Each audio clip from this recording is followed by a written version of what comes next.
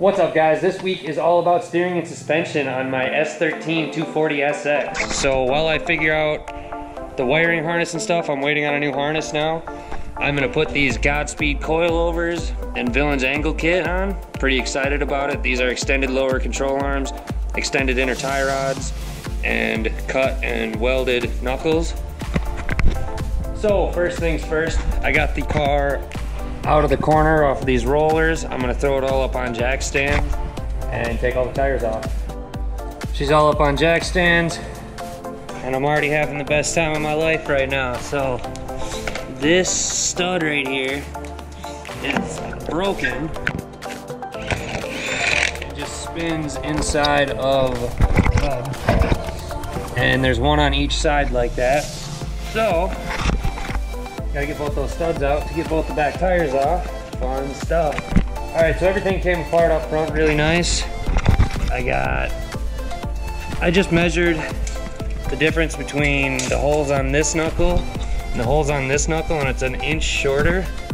All right, so I'm not sure if I'm putting new wheel bearings on it. I'm most likely gonna put new wheel bearings on it because everything up front else is new. So I'm gonna rip this knuckle out. I'm gonna take the shocks out, pop the new ones in.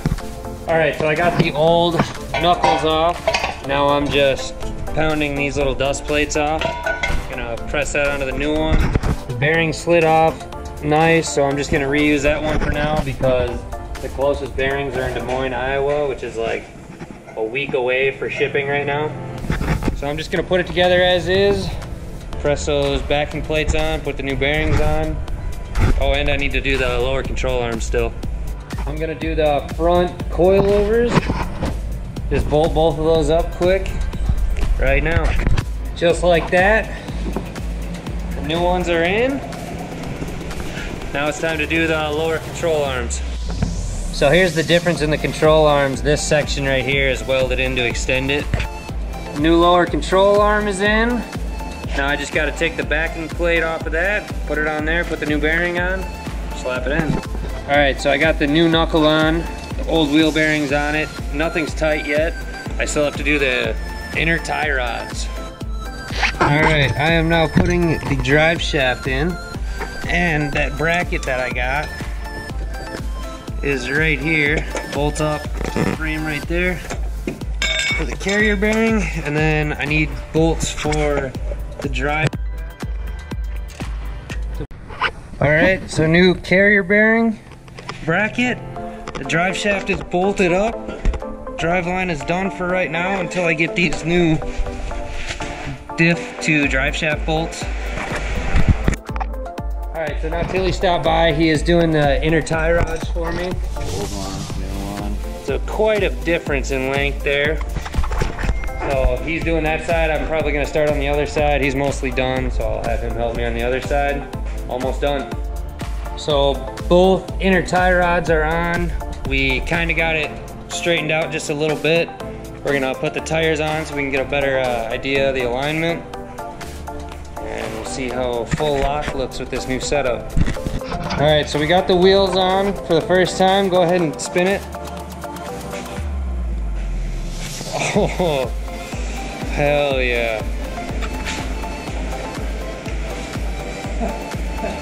Nuts, and go straight.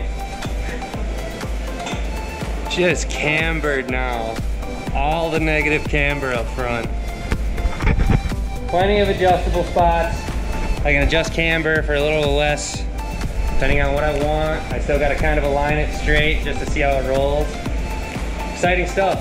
So I got it all the way on the ground, and she is way too low. Like, could barely get the jack out. It probably dropped it 4 inches. But check out the angle of the dangle.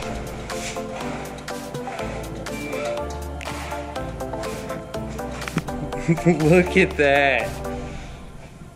That is gonna be killer for saving it when I send it too hard. Well, I am super happy with that episode. We got the new suspension going. The rear tires still didn't come off, so I gotta take those off and put the new coils on the rear still. But suspension up front is done. That was the hard part. So thanks for watching. Make sure to like, comment, subscribe. We'll see you next week.